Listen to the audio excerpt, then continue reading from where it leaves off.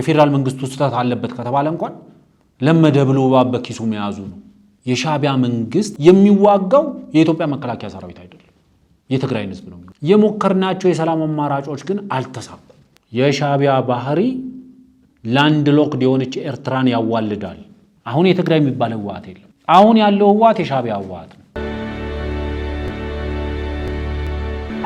ሰላም ጤና ይስጥልን ውድ የብሪጅ ሚዲያ ተከታታዮች፣ ይህ በብሪጅ ሚዲያ በየዕለቱ እየተዘጋጀ የሚቀርብላችሁ የብሪጅ የሚዲያ ዳሰሳ ፕሮግራማችን ነው። በዛሬው የብሪጅ ሚዲያ ዳሰሳ ፕሮግራማችን የውጭ ጉዳይ ሚኒስቴር ለኤርትራ ጉዳይን አስመልክቶ ለተለያዩ ዓለም አቀፍ ተቋማትና ሀገራት የጻፈው ደብዳቤ ላይ ትኩረት እናደርጋለን።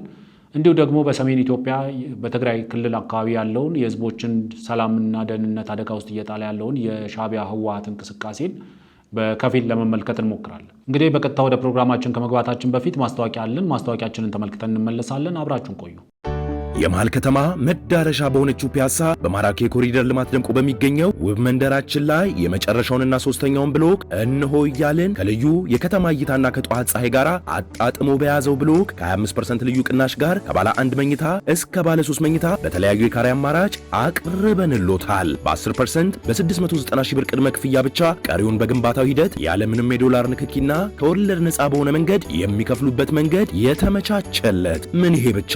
እዛው ፒያሳ አድዋ ሙዚየም ፊት ለፊት G+5 የገበያ ማዕከል በ3.9 ሚሊዮን ብር ሙሉ ክፍያና በ900 ሺህ ብር ቅድመ ክፍያ የግሉ ያድርጉ። ጥራትና እምነት መገለጫችን የሆነው ቴምር ሪል ስቴት ደንበኞቻችን ምስክሮች ናቸው። ለበለጠ መረጃና ለሳይት ጉብኝት ከታች ባለው ስልክ ይደውሉ።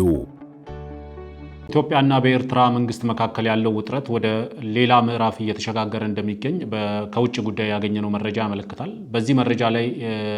ወደዚህ መረጃ በቀጥታ ከመግባታችን በፊት ግን አሁን ወዳለንበት ደረጃ እንዴት ልንመጣ ቻልን፣ ከየት ተነስተን አሁን ወዳለንበት ደረጃ ላይ ልንመጣ ቻልን የሚለውን ትንሽ በአጠር አድርገን ለማየት እንሞክራለን። እንግዲህ የጠቅላይ ሚኒስትር አብይ አህመድ መንግስት እንደ ሪፈረንስ ከዛ ብንነሳ ከዛ በፊት የነበረውን እና ከዛ በኋላ ያለውን ግንኙነት በሁለቱ ሀገራት መካከል ያለውን ግንኙነት ማየት አስፈላጊ ይመስለኛል። ከጠቅላይ ሚኒስትር አብይ አህመድ መንግስት ወደ ስልጣን መምጣት በፊት በነበሩት የኢትዮጵያ መንግስታት በተለይም ደግሞ ከ1990ዎቹ አካባቢ በሁለቱ ሀገራት መካከል ከነበረው ከፍተኛ የሆነ የመሰረተ ልማትና የዜጎች እልቂት ካስከተለው ጦርነት በኋላ በሁለቱ ሀገራት መካከል የነበረው ግንኙነት ኖ ዋር ኖ ፒስ በሚባል ወይም ደግሞ ምንም አይነት ቀጥታ ጦርነት ባይኖርም ምንም አይነት ሰላም የሌለበት ግንኙነት ነበረ።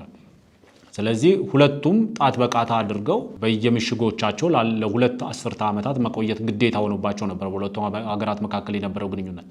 ስለዚህ በሁለቱ ሀገራት መካከል ግንኙነቱ ወደፊትም ወደ ኋላም እንዳይሄድ ወደ ጦርነትም ሳያመራ ወደ ሰላምም ሳይመጣ እንዲቀጥል ያደረገው አንደኛው ምክንያት በሁለቱ ሀገራት በአልጀርስ ላይ የደረሱት አንድ ስምምነት አለ። ያ ስምምነት ያለምንም ቅድመ ሁኔታ መተግበር አለበት የሚል የኤርትራ መንግስት አቋም አለ። የኢትዮጵያ መንግስት ደግሞ ቅድመ ሁኔታዎች ያስፈልጋሉ፣ መርሆች ያስፈልጋሉ፣ ንግግሮች ያስፈልጋሉ። በዚህ ተገባበር ላይ ደግሞ የሚጎዱ ዜጎች አሉ በሁለቱም ወገኖች። ስለዚህ በዚህ ጉዳይ ላይ የግድ መነጋገር ይኖርብናል። ተነጋግረን በመርህ ደረጃ እንቀበላለን፣ ግን ተነጋግረን መስተካከል ያለባቸው ነገሮች መስተካከል አለባቸው የሚል አቋም በመያዙ በሁለቱ ሀገራት መንግስታት መካከል ምንም አይነት ወደፊት ወይም ወደ ኋላ የማይሄድ አንድ ቦታ ጋር የቆመ ዲፕሎማቲክ ስታግኔሽን አይነት የሚመስል ወይም ደግሞ የዲፕሎማሲ ቆሞ ቀርነት እንዲከሰት ሆኗል። በሁለቱ ሀገራት መካከል የዲፕሎማሲ ግንኙነቱ በዛ ደረጃ ቆሞ እንዲቀር የሆነበት ምክንያት በሁለቱ መንግስታት ተቀራርቦ ለመነጋገር ፍላጎት አለማሳየታቸው፣ በተለይ ደግሞ የሻዕቢያ መንግስት የአልጀርስ ስምምነትም ሆነ የሄግ ፍርድ ቤት የወሰነው ውሳኔ ያለምንም ቅድመ ሁኔታ ያለምንም ንግግር ያለምንም ድርድር ይተግበርልኝ የሚል አቋም ወይም ደግሞ ፍሌክሲብል ያልሆነ አቋም በመያዙ ነው ብዙ ዓለም አቀፍ ሰዎች እንደሚያነሱትም ማለት ነው። ስለዚህ የጠቅላይ ሚኒስትር አብይ አህመድ መንግስት ግን ወደ ስልጣን ሲመጣ የወሰደው እርምጃ እጅግ ድፍረት የተሞላበት እርምጃ ነው ከሚባሉት መካከል አንደኛው የኢትዮጵያ መንግስት ያለምንም ቅድመ ሁኔታ የአልጀርስ ስምምነትን ይቀበላል። ምክንያቱም ባለመቀበላችን የኤርትራ መንግስትም አላተረፈም፣ የኢትዮጵያ መንግስትም አላተረፈም፣ የኤርትራ ህዝብም አላተረፈም፣ የኢትዮጵያ ህዝብም አላተረፈም። ስለዚህ ብንቀበል ሚቹዋል የሆነ ቤኔፊት ይኖረናል፣ የጋራ ጥቅም ይኖረናል በሚል መነሻ የኢትዮጵያ መንግስት የአልጀርስ ስምምነትን ያለምንም ቅድመ ሁኔታ ለመቀበል ተስማምቷል። የአልጀርስ ስምምነት የኢትዮጵያ መንግስት ለመቀበል ሲስማማ የኤርትራ መንግስትም የአልጀርስ ስምምነትን ለመቀበልና በቁርጠኝነት ለመተግበር ፈቃደኛ ነበር መጀመሪያ አካባቢ ላይ። ስለዚህ ይሄ የኢትዮጵያ መንግስት ቁርጠኝነት ነው ወደ ጅዳ ዲክላሬሽን የወሰደውና በሁለቱ ሀገራት መካከል የወዳጅነትና የሰላም ስምምነት እንዲፈረም ያደረገው። ብዙ ሰዎች የጅዳ ስምምነት ይፋዊ አይደለም፣ ግልጽ አይደለም፣ በሁለቱ ሀገራትና በሁለቱ መንግስታት መካከል ወይም ደግሞ በግለሰብ ደረጃ የተደረገ ስምምነት ነው። ስምምነቱ ደግሞ ዓላማው ህወሓትን ታርጌት ያደረገ ነው። የሚሊተሪ አላያንስ ስምምነት ነው ብለው ሲጠቅሱት ይመለከታሉ። ብዙ ጊዜ አንዳንዴ አብዛኛው ህዝባችን የጅዳ ዲክላሬሽን ሲባል ምን ማለት ነው፣ የፕሪቶሪያ ስምምነት ሲባል ምን ማለት ነው፣ የናይሮቢ ዲክላሬሽኑ ምን ማለት ነው ሲባል ብዙ ሰው የማያደርገው ነገር ወደ ተለያዩ የመረጃ ቋቶች ሄዶ መረጃውን መጠየቅ ይችላል። የጅዳ ዲክላሬሽን እዚህ ስክሪን ላይ የምትመለከቱት በውስጡ የያዛቸው እነዚህ ናቸው። ስለዚህ የኢትዮጵያ መንግስት በወቅቱ በወሰደው ድፍረት የተሞላበት እርምጃ እንዲሁም ደግሞ የሁለቱን ሀገራት ህዝቦችና መንግስታት ተጠቃሚነትን ለማረጋገጥ ሲባል የአልጀርስ ስምምነትን ለመቀበል ተስማምቷል። የኢትዮጵያ መንግስት በወቅቱ የሄግ ፍርድ ቤት የወሰነውን ውሳኔ ለመተግበር ተስማምቷል። ከዛ በኋላ በሁለቱ ሀገራት መካከል ጅዳ ዲክላሬሽን የሚባለው ስምምነት እንዲፈረም መንገድ ጠርጓል። የወዳጅነትና የሰላም ስምምነት በምን ነገር ላይ ይተባበራሉ፣ አንዳቸው ለአንዳቸው ምን ያደርጋሉ፣ ይሄ ሁሉ ነገሮች በስምምነቱ ውስጥ ተጠቅሰዋል። የኢኮኖሚ ከደህንነት ከቀጠናዊ ሀገራዊ ጉዳዮች ጋር ተያይዞ ያሉ የደህንነት ጉዳዮች በሰፊው ተዳሰውበታል። ያ ነው የጅዳ ስምምነት የሚባለው። ሁሉም ለየራሱ የፖለቲካ ፍጆታ ለመጠቀም ሲል የጅዳ ስምምነት ማለት ይሄ ነው፣ የጅዳ ስምምነት ያ ነው እያለ ለመጠቀም ቢሞክርም የጅዳ ስምምነት እዚህ ስክሪን ላይ የምትመለከቱት ስምምነት ግልጽና አጭር የሆነ ስምምነት፣ ብዙ ዝርዝሮች የሚደረግባቸው ስምምነቶች አሉ። የመረጃ መለዋወጥ አለበት በውስጡ፣ የኢኮኖሚ ግንኙነቶች አሉበት፣ ማህበራዊ ግንኙነቶችን በውስጡ ይዟል። ስለዚህ አብዛኛው በሁለቱ ሀገራት መካከል ያለውን ግንኙነት ኖርማላይዝ ለማድረግ መደበኛ ግንኙነት እንዲኖር ለማድረግ በህዝቦች መካከል ያለውን ግንኙነት ህዝብ ለህዝብ ያለውን ግንኙነት ለማሳለጥ ነው የጅዳ ስምምነት። የጅዳ ስምምነት መንገድ የጠረቀው የጠቅላይ ሚኒስትር አብይ አህመድ መንግስት የወሰደው የድፍረት እርምጃ አልጀርሱን ስምምነት ለመቀበል እንዲሁም ደግሞ የሄግ ፍርድ ቤት የወሰነውን ውሳኔ ለመቀበል የወሰደው እርምጃ፣ ያንን ውሳኔ ተገን ተደርጎ የኢትዮጵያ መንግስትና የኤርትራ መንግስት ፕሬዚደንት ኢሳያስ አፈወርቂና የኢትዮጵያው ጠቅላይ ሚኒስትር ክቡር ዶክተር አብይ አህመድ በተደጋጋሚ እየተገናኙ በሁለቱ ሀገሮች መካከል ሊኖሩ ስለሚችሉ የኢኮኖሚ፣ የዲፕሎማሲ እንዲሁም ደግሞ የሴኩሪቲ ኢሹዎች ይወያዩ ነበር። በሁለቱ ሀገራት መካከል የነበረው መቀራረብ ሞር ፍሬንድሊ ይመስል ነበር። የሁለት ግለሰቦች ግንኙነት ይመስል ነበር። የሁለት ወዳጅ ግለሰቦች ግንኙነት ይመስል ነበር። ምክንያቱም በኢትዮጵያ መንግስት በኩል የነበረው አቋም ምንድነው? ኢትዮጵያ ከኤርትራ መንግስትም ሆነ የኢትዮጵያ ህዝብ ከኤርትራ ህዝብ ጋር ያለው ግንኙነት ከሌላው ቀጠናው ላይ ካሉ ሀገራት ካለው ግንኙነት ይለያል። በመካከላችን ያለው የደም ግንኙነት አለ። የድንበር ግንኙነት ብቻ አይደለም። የባህል ግንኙነት አለን፣ የታሪክ ግንኙነት አለን። ስለዚህ ይሄ ግንኙነት ኢትሜክስ በሁለታችን መካከል ያለውን ግንኙነት ስፔሻል ያደርገዋል። ስለዚህ ብዙ ነገሮች ኦፍ ደ ፕሮቶኮል ግሪድ ነበር ሲካሄዱ የነበረው። ከፕሮቶኮል መስመር ውጭ ብዙ ነገሮች ይካሄዱ ነበር። ምክንያቱም በሁለት ሀገራት መካከል እንዳለ ግንኙነት አልነበረም ሲቆጠር የነበረው። ያ ትክክል ነበር ወይ ስህተት ነበር ወይ? አሁን ላይ ቆመን ስህተት ነው ልንል እንችላለን። ያኔ ላይ ቆመን ግን ተገቢ እርምጃ ነበር። ኖርማላይዝ ማድረግ ያስፈልግ ነበር። ሲምቦሊክ ቫልዩ ነበረው ለህዝቦች። በሁለቱ መንግስታት በሁለቱ መሪዎች መካከል የነበረው ግንኙነት ለኢትዮጵያም ለኤርትራም ህዝቦች የራሱ የሆነ ሲምቦሊክ ቫልዩ ነበረው። ኢትዮጵያ በታሪኳ ፕሬዚደንት ኢሳያስን በአዲስ አበባ በተቀበለችበት ደረጃ የተቀበለችው መሪ የለም በታሪኳ። ኤርትራም በታሪኳ ጠቅላይ ሚኒስትር አብይ አህመድን በተቀበለችበት ደረጃ የተቀበለችው መሪ የለም። ኢትስ ኦን ሲምቦሊክ የሆኑ ነገሮች ነበሩት። እነዛን ሲምቦሊክ የነበሩ እንቅስቃሴዎች፣ የዲፕሎማሲ ግንኙነቶች፣ ወዳጅነቶች ኢንስቲቱሽናላይዝ ማድረግ ያስፈልግ ነበር። ወደዛ ቻፕተር ከመሄድ በፊት ግን በመካከል በህዝቦች መካከል የነበረውን ግንኙነት መጀመሪያ ላይ ፎርማላይዝ ማድረግ ይቀርብ ነበር። ምክንያቱም ከፍተኛ የሆነ መነፋፈቆች ነበሩ በሁለቱ ህዝቦች መካከል። ድንበር ሲከፈት ፎርማል የሆነ ግንኙነት ነው መፈጠር ያለበት ተብሎ ውጥረት መፍጠር አይቻልም ነበር በወቅቱ። ስለዚህ አንዳንድ ነገሮች ኢንፎርማል በሆነ መንገድ የሚሄዱበት ሁኔታ የተወሰነ ጊዜ መፈቀር ነበረበት። ዴን ኢንስቲቱሽናላይዝ ለማድረግ ሲሞከር ግን እግር ጉተታ መምጣት ጀምሯል። እስቲ ይሄንን ነገር ወደ ወረቀት እናውርደው ሲባል የተወሰነ እግር መጎተት ተጀምሯል። ይሄንን ወደ ኢንስቲቱሽናላይዝ ለማድረግ ወደ ተቋማዊ የሆነ ግንኙነት ለማሳደግ ጥረት እየተደረገ ባለበት ሰዓት ነው የህወሓት ቡድን በኢትዮጵያ መከላከያ ሰራዊት ላይ ጥቃት የሰነዘረው። የህወሓት ቡድን በኤርትራ አስመራ ድረስ ሚሳኤሎች መተኮስ የጀመረው። ዴን በዛ ሰዓት ላይ ግንኙነትን ፎርማላይዝ ማድረግ ኢንስቲቱሽናላይዝ ማድረግ የሚባሉ ነገሮች ቆመው ወደ ጦርነት ፊታችን አዙረናል። ከነበርንበት ኖ ፒስ ኖ ዋር ከሚባለው የዲፕሎማሲ ቀጠና ወጥተን በሁለት ሀገራት መካከል በዲክላሬሽን በስምምነት ደረጃ በተፈረመ በጀዳ ዲክላሬሽን በምንለው የወዳጅነትና የሰላም ስምምነት የተወሰነ እርምጃዎችን ወደፊት መራመድ በተጀመረበት በአጭር ጊዜ ውስጥ ነው ወደዛ ጦርነት ውስጥ የመጣው።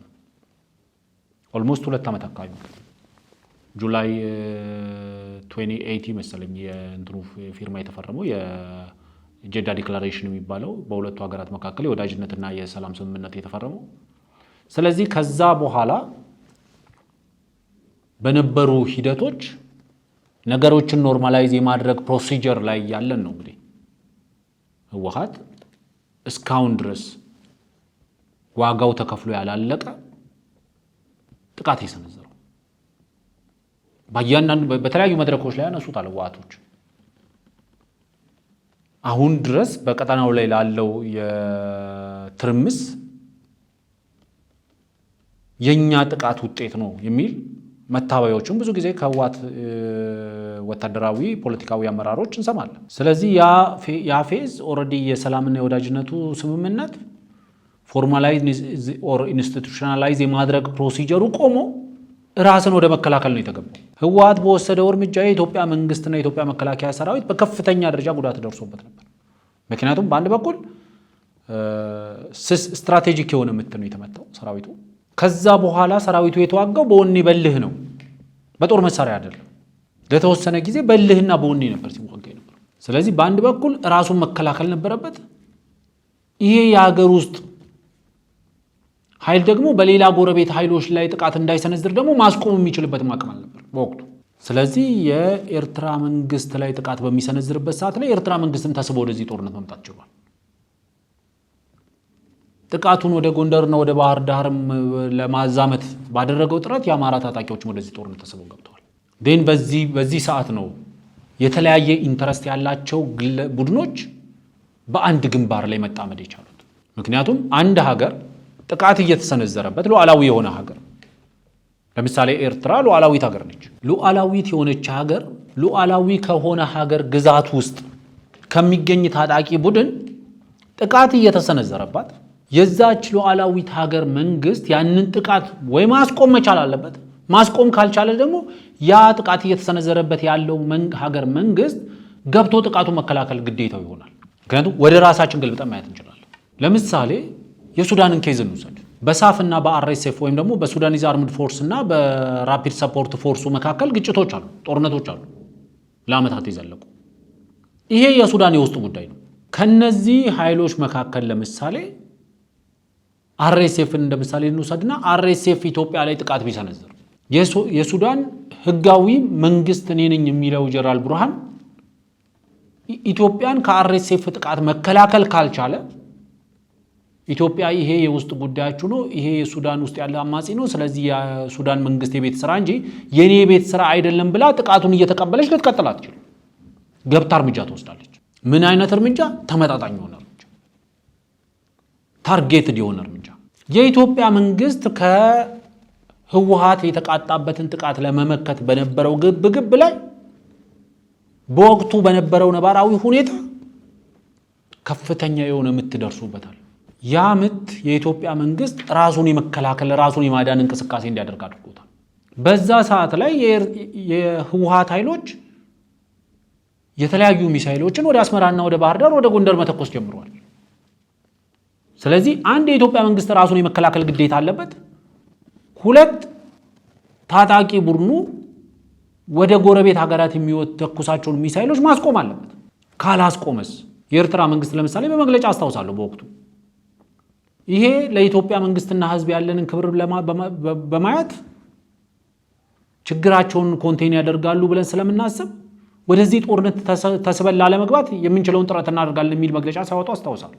ለሰይጣን የሚድርሻውን መስጠት ተገቢ ስለሚሆን ስለዚህ ያ ጦርነት የኢትዮጵያ መከላከያ ሰራዊት ራሱን እንዲከላከል ራሱን ተከላክሎ እየተከላከለ ደግሞ ራሱን ማደራጀት አለበት። ራሱን እየተከላከለ ራሱን እያደራጀ ይሄ ጦርነትን ደግሞ የጀመረው ኃይል ደግሞ ከሰራዊቱ በወሰዳቸው መሳሪያዎች ወደ አስመራም ወደ ጎንደርም ወደ ባህር ዳርም መተኮስ ጀምሯል። ስለዚህ ሌላ ሚሽን ደግሞ አለበት። ምን ማለት ወደ ሌሎች ሀገሮች የሚተኮሰው ነገር ማስቆም በወቅቱ ይችል ነበር ወይ? ለኔ በወቅቱ በነበረው ሁኔታ የሚቻል አልነበር። ስለዚህ ያለው አማራጭ ምንድን ነበር? የኤርትራ መንግስት ራሱን ለመከላከል ወደ ጦርነቱ መጥቷል። ጋባዦቹም የኤርትራ መንግስት ወደ ጦርነቱ እንዲመጣ ነበር ሲያደርጉ የነበረው። የሚሳኤል ተኳሾቹም የኤርትራ መንግስት ወደ ጦርነቱ እንዲመጣ ይፈልጉ ነበር። ለዛ ነው ብዙ ጊዜ እኔ ሳነሳ የህወሓት ቡድኖች ከማንም በላይ ለትግራይ ህዝብ ነው ጥላቻ ያላቸው። ማንም የትግራይ ህዝብ ወዳጅ የሆነ ሰው የኤርትራ መንግስትን ጎትቶ ወደ ጦርነት አያመጣም። ምክንያቱም ከጠቅላይ ሚኒስትር አብይ አህመድ በላይ የኤርትራ መንግስት ማለት የሻቢያ ሰራዊት ማለት ምን ማለት እንደሆነ የቲፒኤልኤፍ አመራሮች ያውቃሉ። ወደዚህ ጦርነት ተጎትቶ ቢመጣ ምን አይነት ከፍተኛ ውድመት በህዝቡ ላይ እንደሚያደርስ ያውቃሉ ከማንም በላይ። በኢትዮጵያ መከላከያ ሰራዊት ውስጥ ከነበሩት ጄኔራሎች ህወሓት ጋር የተሰለፉት ጄኔራሎች አብዛኞቹ ሻቢያን በሚገባ ያውቁታል። ከጠቅላይ ሚኒስትር አብይ አህመድ በላይ ዶክተር ደብረጽዮን ሻቢያን በሚገባ ያውቁታል። ስለዚህ ሻቢያ ተጎትቶ ቢመጣ ምን ሊያደርግ እንደሚችል ከኢትዮጵያ መንግስት በላይ የቲፒኤልኤፍ አመራሮች ያውቁ ነበር። የበረሃ ጓዷቸው ስለነበር አሁን ጓዴ መባባል ስለጀመሩ ይተዋወቃሉ በደንብ። ስለዚህ ዲሊበሬት ነበረ የሻቢያ መንግስትን ወደዚህ ጦርነት ስቦ ማምጣት፣ የሻቢያ ሰራዊትን ወደዚህ ጦርነት ስቦ ማምጣት ስትራቴጂ ነበረ። ግን ራስን መከላከል በሚል ህጋዊ መብቱ ተጠቅሞ የሻቢያ መንግስት ወደዚህ ጦርነት ውስጥ መጥቷል። የኢትዮጵያ መንግስት አትግባ ወደዚህ ጦርነት፣ እኔ ተደራጅቼ ራሴን መከላከል እስከምችልበት ሰዓት ድረስና አንተ ላይ የሚቃጡ ጥቃቶችን እስከማስቆም ድረስ ታገስ፣ እየተደበደበክም እየተመታም ቢሆን ታገስ ማለት አይችልም። ስለዚህ ሻቢያ ተጎትቶ ወደ ጦርነት ውስጥ የመጣው በህወሓቶች ሴራ ምክንያት ነው። በህወሓቶች የሚሳኤል ግብዣ ምክንያት ነው። ከገባ በኋላ ያደረጋቸው ነገሮች ባይደ ቡክ ነው ያደረጋቸው። ቲፒኤልኤፎች በፈለጉት መንገድ ነው ያደረገላቸው። የፌዴራል መንግስቱን ለመከላከል እንደገባ አድርጎ ለማቅረብ የሚሞከረው ስህተት ነው። የፌዴራል መንግስቱ ራሱን ተከላክሏል። ራሱን ለመከላከል የሚችል ማጥቃትም አድርጓል፣ መደራጀትም አድርጓል ከዛ በኋላ። ምክንያቱም ቅድም እንዳልኩት የፌዴራል መንግስቱ ሁለት ተልእኮን ሰክሰስፉሊ አድርጓል። እየተከላከለ የሚሰነዘርበትን ጥቃት እየተከላከለ ሰራዊቱን ማደራጀት፣ ሰራዊቱን ማስታጠቅ። የሻቢያ መንግስት ትልቁ ሚሽን የወሰደው ትግራይ ውስጥ ገብቶ ምንድነው ያደረገው? ለምሳሌ ህወሓት ኃይሎች ከትግራይ ክልል ነቅለው ወደ አፋርና ወደ አማራ ክልል እንቅስቃሴ ሲያደርጉ የሻቢያ መንግስት ከትግራይ ክልል አልወጣም። ዘረፋውንም መድፈሩንም መግደሉንም ማውደሙንም ትግራይ ውስጥ ነው የቀጠለው። ግን ቅድም እንዳልኩት በተለያየ ምክንያት በሚሳኤል ግብዣም ጭምር የተለያዩ ኃይሎች ወደዚህ ጦርነት መጡ። 3 ኃይሎችን እናንሳ። ለምሳሌ የፌዴራል መንግስቱ እና የፌዴሬሽኑ አባል የሆኑ ክልሎች ያዋጡት ጥምር ሰራዊት አለ። ከዛ በህወሓት የሚሳኤል ግብዣ ተጎትቶ የመጣው የሻቢያ ሰራዊት አለ። ከዛ ደግሞ የመሬት ጥያቄ አለኝ የሚል ራሱን በአማራ ፋኖነት ያደራጀ ቡድን ደግሞ አለ። እነዚህ 3 የተለያየ ኢንተረስት ነበራቸው። የሻቢያ መንግስት የበቀል ኢንተረስት ነበረው፣ የሚያወራርደው ሂሳብ ነበረው። ሂሳብ አወራርዳለሁ፣ የበቀል ጥማቴን አረካለሁ ብሎ ነው የመጣው። የፌዴራል መንግስቱ ህግና ስርዓት አስከብራለሁ፣ የህገ መንግስት የበላይነትን አስጠብቃለሁ በሚል ነው ወደዚህ ጦርነት ውስጥ የገባው። የርስቴ ጉዳይና የመሬት ጉዳይን ደግሞ ይዞ ደግሞ የገባ ሰራዊት አለ። ደኔ ፌደራል መንግስቱ ያ ጦርነት በጦርነት መልክ የሚያልቅባቸው ሁኔታዎችን ተመልክቷል። ከፍተኛውን የመሰረተ ልማት ውድመት አስከትሏል። ጦርነቱ የሲቪሊያን እልቂት አስከትሏል። ስለዚህ የፌደራል መንግስቱ ቆም ብሎ ማሰብ ነበረበት። ኢቭን ኢፍ ጦርነቱን እያሸነፍኩ ቢሆንም በሰላማዊ በሆነ መንገድ በንግግርና በውይይት ይሄ ጦርነት መቆም አለበት። መነጋገር አለብኝ፣ መደራደር አለብኝ፣ መወያየት አለብኝ። ይህን ስምምነትን መሰረት ያደረገ የተኩስ ማቆም ላይ መድረስ አለብኝ። ምክንያቱም በዚህ መንገድ ወደ ጦርነቱ የገባውበትን ነገር መፍታት እችላለሁ። አንደኛው ወደ ጦርነቱ የገባው ጥቃት ስለተሰነዘረበት ነው። ስለዚህ ጥቃቱን ማስቆም ይችላል በስምምነት። ሁለተኛው የህገ መንግስት ጥሰት ተፈጽሟል። ህገ መንግስቱን ማስከበር ይችላል። ህግ ማስከበር የሚባለው ማለት ነው። ስለዚህ ወታደር ሳይሞትብኝም ዜጎቼን በየትኛውም ሳይድ ቢሰለፉም ሳልገልም መሰረተ ልማት ውድመት ሳይደርስብኝም ምፈልገውን ነገር በውይይት በሰላም በድርድር ማሳካት እችላለሁ በሚል ነው የፌደራል መንግስቱ ወደ ስምምነት፣ ወደ ድርድር፣ ወደ ውይይት የሄደው። ይሄ ያልተዋጠላቸው ኃይሎች አሉ። ብዙ ጊዜ እንደምላቸው የፕሪቶሪያ ተፈናቃዮች የምንላቸው ፕሪቶሪያ ያስኮረፋቸው በጦርነቱ ትርፋማ የነበሩ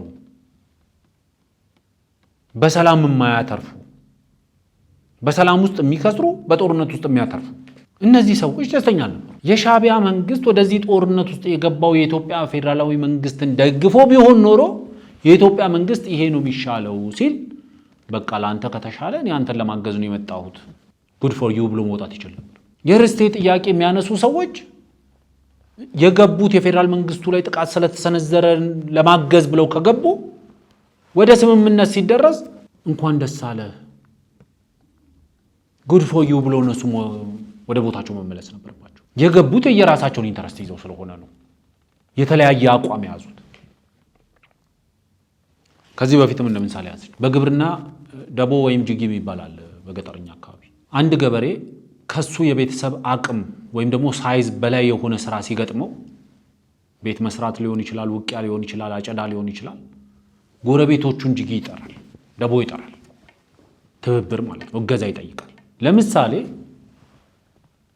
የእጨዱልኝ ጥሪ ከሆነ የጠራቸው ሁሉም ያለውን ማጭድ ይዞ ተሰማርቶ አብሮ ውሎ አጭዶ የሚቀመስም ነገር ካለ አብሮ ቀምሶ ወደ ቤቱ ይሄዳል። ያጨርነውን ካልወቃና እንሄድም አይሉም። ምክንያቱም የጠራቸው ሰውዬ ያቀረበላቸውን ስራ ነው የሚሰሩት። በዚህ ጦርነት ውስጥ የፌደራል መንግስቱ ጋብዞን ወደ ጦርነት ውስጥ የመጣ ነው የሚሉት ዛሬ እሺ የፌደራል መንግስቱ ጦርነቱን በሰላማዊ መንገድ ፈትቻለሁ ሲል ጦርነቱን አቆሙት። የተለያዩ ሮይተርስ የተለያዩ ሚዲያዎች ላይ የፕሪቶሪያ ስምምነት ከተፈረመ በኋላ የኤርትራ ሰራዊት በትግራይ ውስጥ ጥቃት ይሰነዝር ነበር፣ ሲቪሊያንን ይገል ነበር፣ መሰረተ ልማት ያወድም ነበር፣ ዝርፊያውን ቀጥሎ ነበር። ለምን? የራሱን መስመር ይዞ ስለመጣ በማግብዣ በህወሓት ግብዣ። ስለዚህ ያ ጦርነት መከሰቱ ኖርማላይዝ ኤንድ ኢንስቲቱሽናላይዝ የማድረጉን በኢትዮጵያና በኤርትራ መካከል የተጀመረውን የወዳጅነትና የሰላም ግንኙነት ወደ ተቋማዊ ግንኙነት የማሸጋገር ሂደቱን አደናቅፏል። በዛ ደረጃ ስኬታማ ነበሩ የህወሓት ኃይሎች። ቅድም እንዳልኩት ለሰይጣንም ድርሻው መስጠት ስለሚያስፈልግ ሰክሰስፉል ነበሩ። በዛ የትግራይ ህዝብ ላይ ያላቸውን ጥላቻ ከነሱ በላይ ሊፈጽምላቸው የሚችልን ኃይል ጋብዞ በማምጣት they were successful። ሻዕቢያን ጋብዞ በማምጣት በኦልሞስት ወደ 3 ዲኬድ ወደ በሚጠጋ የስልጣን ዘመናቸው ሲያሰቃዩትና ሲያማርሩት የነበረውን የአማራውን ኃይል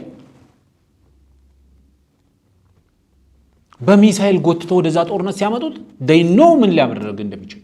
የፌደራል መንግስቱ በቅንነት ከሻዕቢያ ጋር አይ ሰላም ይሻለናል፣ የሰላም መፍትሄ ነው የሚሻለን ብሎ ወደ ስምምነት መጥቷል። የሻዕቢያ መንግስት የፌደራል መንግስቱ ስህተት አለበት ከተባለ እንኳን ለመደ ብሎ ባበኪሱ መያዙ ነው አንድ ቀን ሊናከስ ስለሚችል ማለት ነው። that's what they did። አለማመን ግን መፍትሄ አልነበረም። አለማመን ለማንኛውም ወገን መፍትሄ አልነበረም።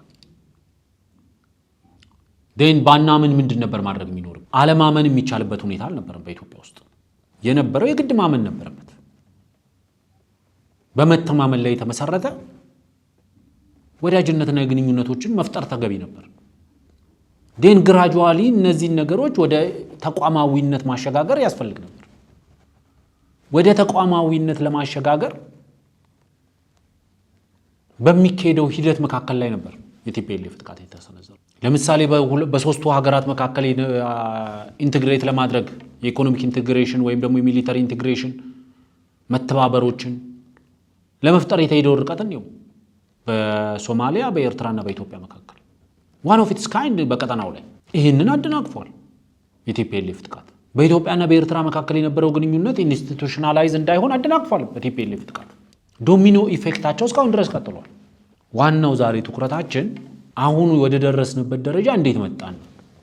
ስለዚህ የፕሪቶሪያ ስምምነት መፈረሙ በከፍተኛ ደረጃ የኤርትራ መንግስትን አላስደሰተም፣ እረፍትም አልሰጠውም። ምክንያቱም የበቀል ጥማቴን አልጨረስኩም፣ የፖለቲካ እጥበቴን አልጨረስኩም፣ ተልእኮይን አልጨረስኩም፣ የተጋበዝኩበትን አልጨረስኩም፣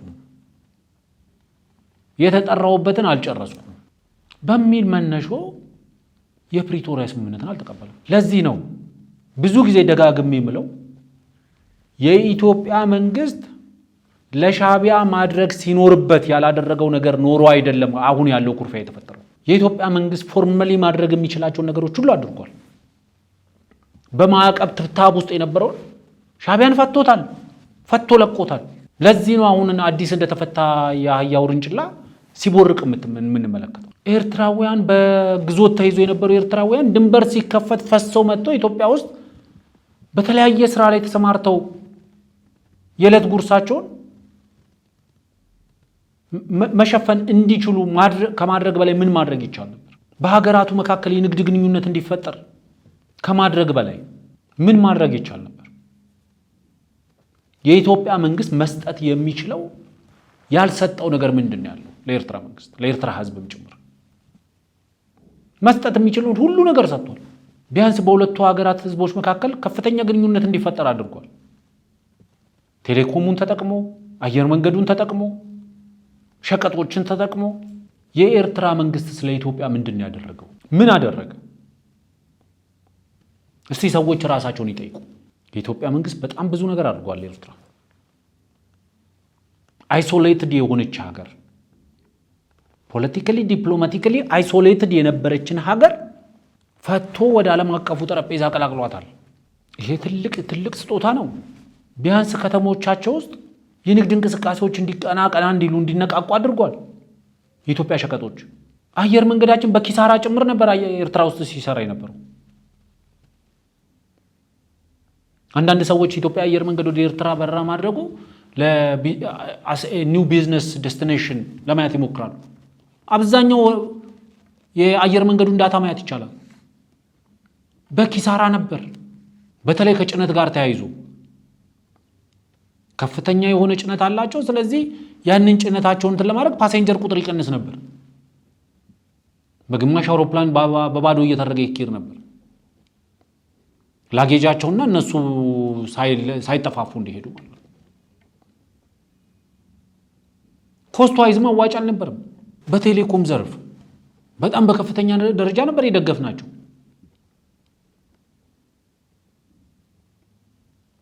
ብዙ ነገር መቁጠር ይቻላል የኢትዮጵያ መንግስት ለኤርትራ መንግስት ያደረገው። አንድ ሰው ግን አንዲት አረፍተ ነገር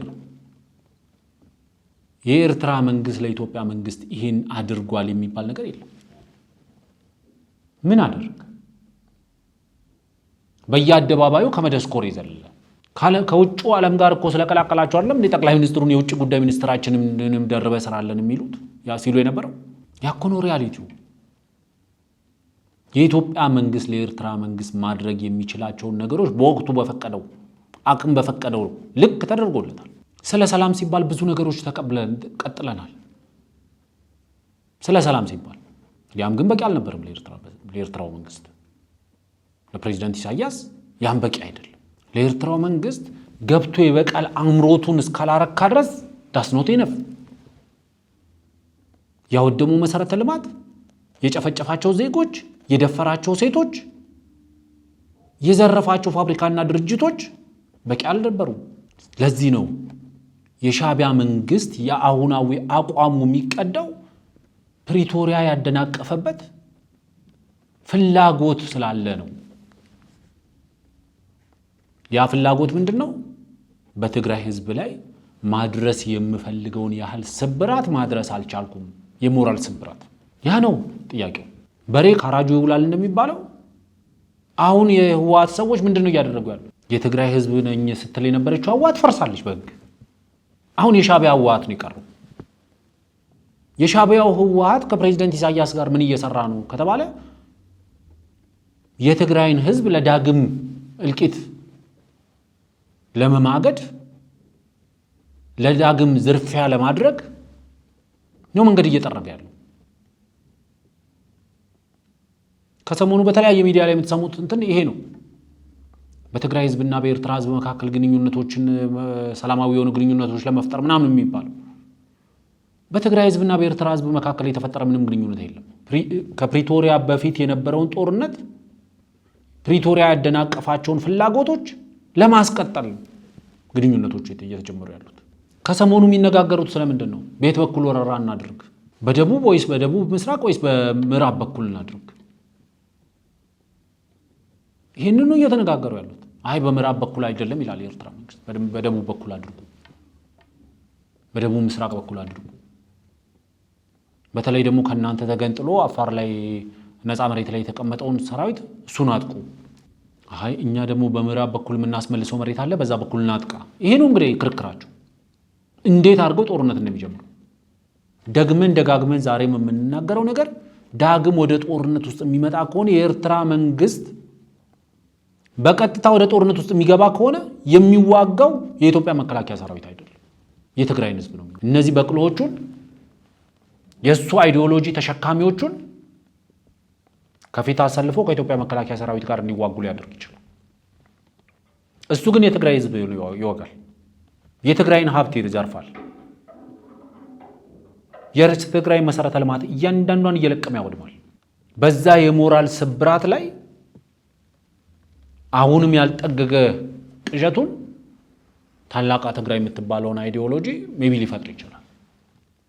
በተሰበረ የትግራይ ስነ ልቦና ላይ ማለት የኤርትራን የበላይነት በምትቀበል የትግራይ ስነ ልቦና ላይ የተጋሩ ስነ ልቦና ላይ ያን ነገር ላይ ያዋልድ ይችላል። ግን ከኢትዮጵያ መከላከያ ሰራዊት ፊት ለፊት ቆሞ የመዋጋት አቅም አለው ወይ ነው ፍላጎቱ ሳለው ወይ? ለኔ የኤርትራ መንግስት ከኢትዮጵያ መከላከያ ሰራዊት ፊት ለፊት የሚማግዳቸው በቅሎቹን ነው፣ መልእክተኞቹን ነው፣ ተሸካሚዎቹን ነው የሚያደርገው። እሱ ኋላ ዝርፊያውን ነው የሚሰራው። መደበኛ ስራው እሱ ስለሆነ የመድፈር ስራውን ነው የሚሰራው፣ የማውደም ስራውን ነው የሚሰራው፣ የመግደል ስራውን ነው የሚሰራው፣ የማሸማቀቅ ስራውን ነው የሚሰራው። ደን በፕሮፓጋንዳ ፊት ለፊት የተሰለፉትን ሊያግዝ ይችላል። ስለዚህ በተደጋጋሚ ጊዜ ስንጠይቀው የነበረው የኢትዮጵያ መከላከያ ሰራዊት ይህን እንቅስቃሴ እንዴት እየተመለከተው ነው ስንል በቅርቡ ፊልድ ማርሻሉ በግልጽ ተናግረዋል። ትንኮሳዎች እየበረከቱ ነው፣ ትዕግስታችን እየተሟጠጠ ነው።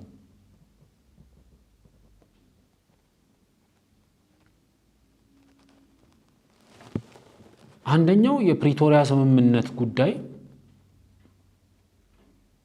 ሐሳቤን ፍላጎቴን አደናቅፎብኛል የሚል ቡድን ከዛ ደግሞ የኢትዮጵያ ህጋዊና ፍትሃዊ የሆነ የባህር በር ይገባኛል ጥያቄ ደግሞ ሌላ ራስ ምታት ሆኖበታል።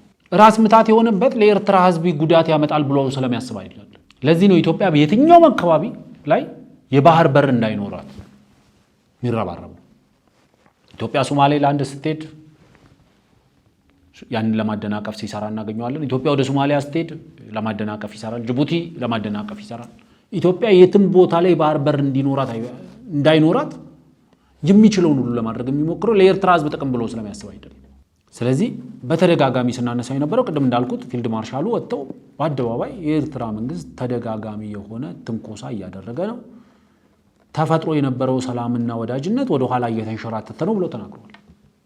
መንግስትስ ምን ይላል ስንል በባለፈው ሳምንት መጨረሻ ላይ የኢትዮጵያ መንግስት ለተለያዩ ሀገራት ልብ አድርጉልኝ የሚመስል ደብዳቤ ጽፏል። ይሄ ደብዳቤ በግልጽ ያለውን ነባራዊ ሁኔታ አስቀምጧል። የኢትዮጵያ መንግስት ምን እንዳደረገ በሁለቱ ሀገሮች መካከል ሰላምንና ትብብርን መሰረት ያደረገ ግንኙነት እንዲኖር የኢትዮጵያ መንግስት ኤክስትራ ማይልስ በሚባል ደረጃ የት ድረስ እንደሄደ ብዙ ነገሮችን በትዕግስት እንዳለፈ ለሰላማዊ መፍትሄዎች እድል እንደሰጠ ይሄንን ማድረጉ ግን ሉዓላዊነቱንም የግዛት አንድነቱንም አደጋ ውስጥ እንደከተተበት ነው በደብዳቤ ውስጥ የገለጸው። ይሄ ደብዳቤ ለተለያዩ ተቋማት በተለይ ለአውሮፓ ህብረት፣ ለአፍሪካ ህብረት ኮሚሽን፣ ለዩናይትድ ኔሽንስ ሴክሬታሪ ጀነራል እና ለኢጋድ በተቋም ደረጃ ለእነዚህ ሰዎች እንዲሰራጭ ተደርጓል። ለአውሮፓ ሀገራት እና ደግሞ ወደ 7 የሚሆኑ የአፍሪካ ሀገራት ከጎረቤትም አለ፣ ከተወሰኑ የምዕራብ አፍሪካ ሀገሮችም አሉ፣ ከሰሜን አፍሪካ ሀገራትም አሉ፣ ወደ ደቡብ አፍሪካ ሀገራትም አሉ። ለ7 ሀገራት የደብዳቤው ሙሉ ይዘትስ ምንድነው የሚመስለው? ወደ 19 ሀገራትና ተቋማት ነው ደብዳቤው የተሰራጨው። ዓለም አቀፉ ማህበረሰብ በኢትዮጵያ ላይ እየተቃጣ ያለ የሉዓላዊነት እና የግዛት አንድነት ጥቃት አለ። በኢትዮጵያ ዳር ድንበር ላይ የተቃጣ ወረራ አለ። የኢትዮጵያ መንግስት የጦርነት አማራጭን እንደ መጀመሪያ አማራጭ ላለመውሰድ ሲል የሰላም አማራጮችን ሞክሯል። የሞከርናቸው የሰላም አማራጮች ግን አልተሳኩም። በዩኤን ቻርተርም በተለያዩ ዓለም አቀፍ ህግጋትም አንድ ሀገር ራሱን የመከላከል መብት እንዳለው ጠፍቶን አይደለም። ግን የምንተርፈው በሰላም ነው ብለን ስለምናምን ለሰላም ከሚገባን በላይ ርቀት ሄደናል። እኛ የሄድነው ርቀት ብዙም ፍሬያማ የሆነ ውጤት አላመጣም። ስለዚህ እናንተ ከቻላችሁ አንድ በሉት፣ ካልቻላችሁ ልብ አድርጉልን ነው ደብዳቤው ላይ የተጠቀሰው። ከቻላችሁ አንድ በሉልን፣ እንዲያስቁሙልን፣ ካልቻላችሁ ደግሞ ልብ አድርጉልን። የታገስነው እስከዚህ ድረስ ነው። ወረራ ተፈጽሞብን ታግሰናል። ተደጋጋሚ ትንኮሳዎች ተፈጽሞብን ታግሰናል። ትብብርና የማቀናጀት ስራ ሲሰራ በሀገር ውስጥ ጉዳያችን ገብቶ ታግሰናል። መሪያቸው በአደባባይ ወጥቶ በኢትዮጵያ የውስጥ ጉዳይ ውስጥ ገብተን የታጠቁ ኃይሎች እናስታጥቃለን፣ እናደራጃለን፣ እናስተባብራለን ሲል ታግሰናል። አሁን ግን ትዕግስትም ልክ አለው። ትዕግስታችን እየተሟጠጠ ነው። ፊልድ ማርሻሉ እንዳሉት ማለት በመጪው ክረምት ያደራጃቸው፣ ያስታጠቃቸው፣ ያስተባበራቸውን ኃይሎች ይዞ ውጊያና ማጥቃትና ወረራ ሊፈጽምብን ዝግጅቱን አጠናቋል። ስለዚህ አንድ በሉት። የደብዳቤው ይዘት እንደዚህ ነው። ዓለም አቀፉ ማህበረሰብ ጣልቃ ገብቶ ያስቁም፣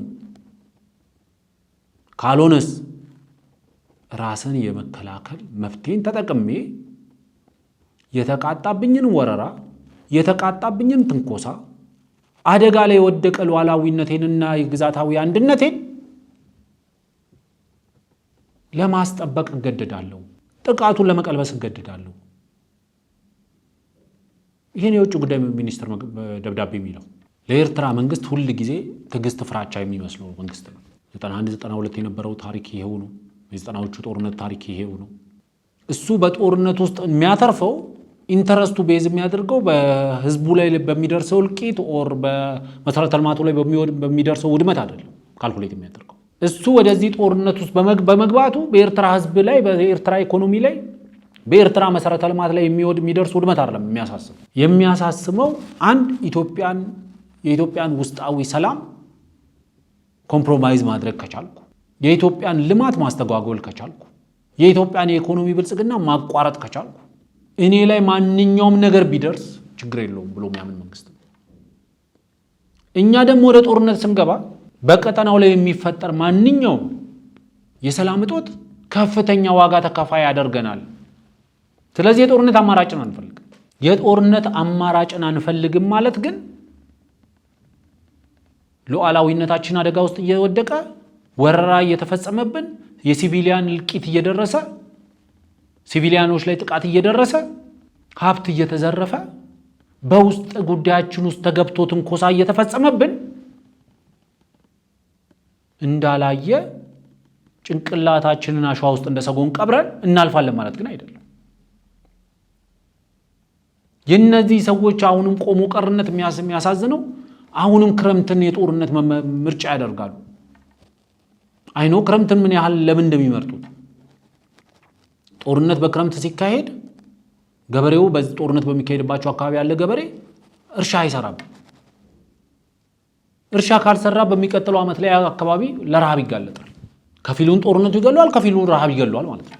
የሻዕቢያ ህወሓት ሰዎች ይህን ለመረዳት አቅማቸው እዚህ ደረጃ ይደረስ አይመስልኝም። ቢደርስም ለትግራይ ህዝብ ያላቸው ጥላቻ ስላለ በክረምት ነው ጦርነቱ መጀመር ያለብን ይላሉ። በክረምት ጦርነት ስትጀምር አንደኛው የምትፈጥረው ችግር ገበሬው በሰላም ወጥቶ እንዳይገባ አርሶ እንዳይበላ ታደርጋለህ። ለነዚህ ሰዎች ጭንቅላት ውስጥ ግን የኢትዮጵያ መንግስት የበላይነት ሊወስድብን የሚችለው በአየር የበላይነት ሊወስድብን ይችላል።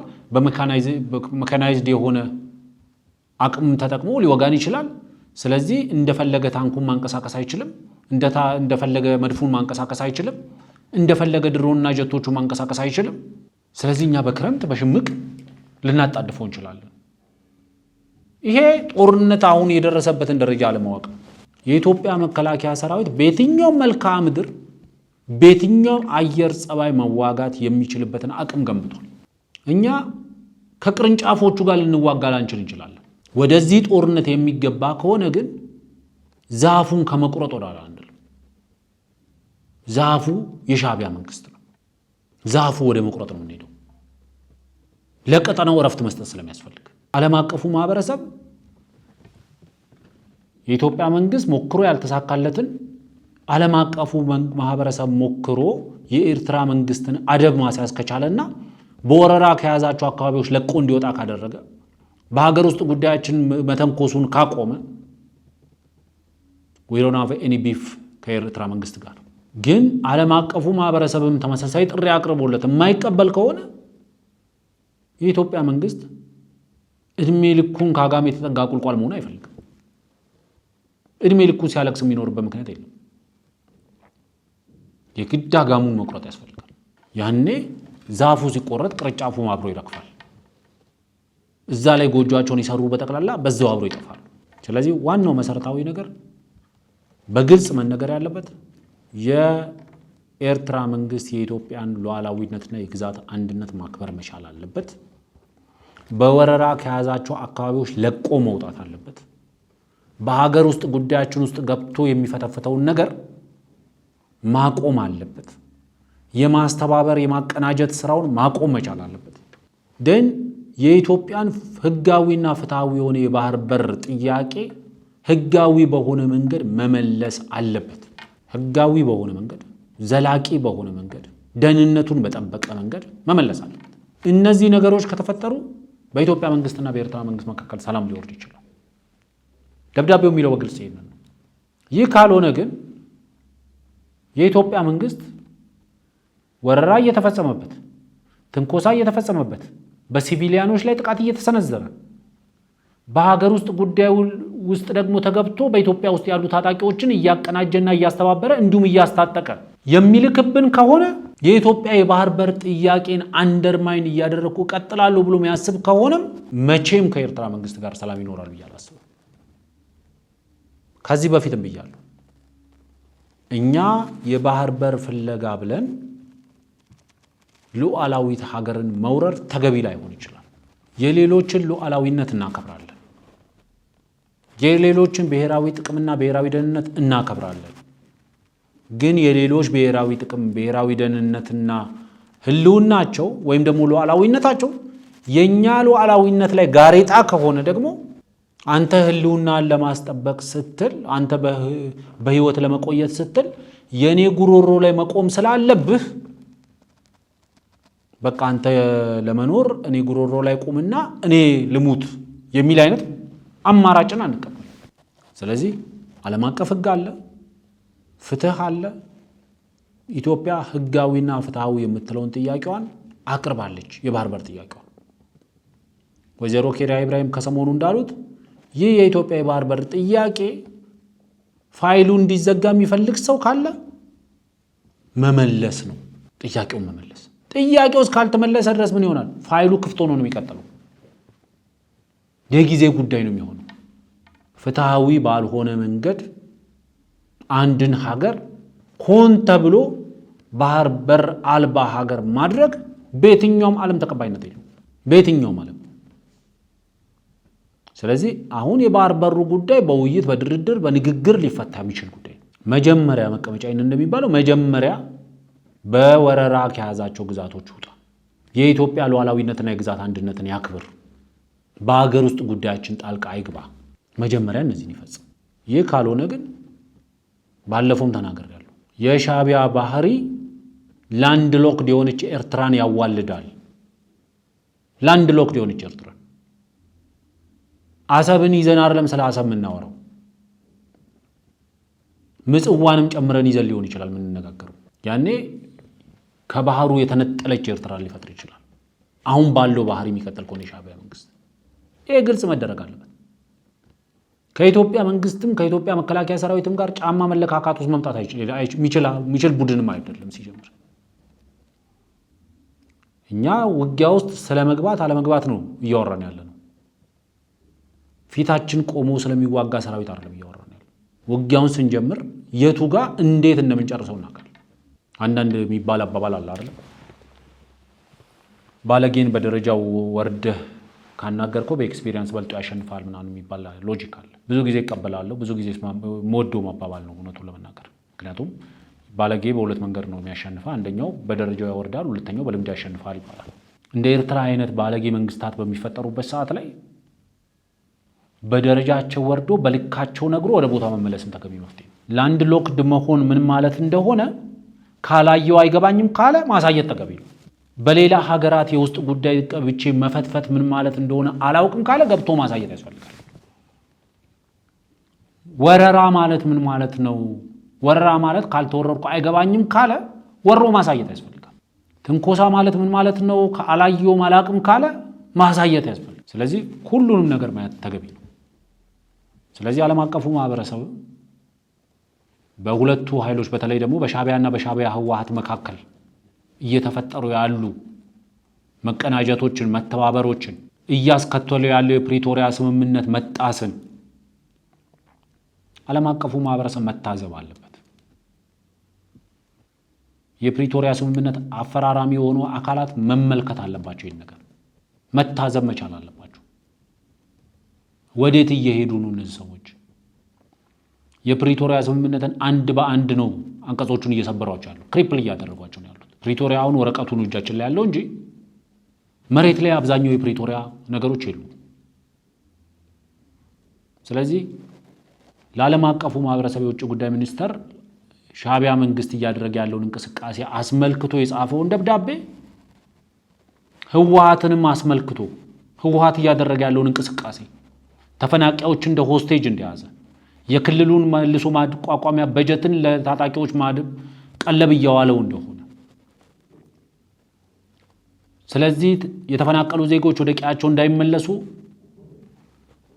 የታጠቁ ወጣቶች ትጥቅ ፈቶ ወደ ታድሶ ማዕከላት ገብቶ ወደ መደበኛ ህይወታቸው እንዳይመለሱ ተግዳሮት መሆኑን፣ አሁን ደግሞ ከዚህም አልፎ በፕሪቶሪያ ስምምነት ከውጭ ኃይሎች ጋር ያለ መተባበር የሚለውንም ጥሶ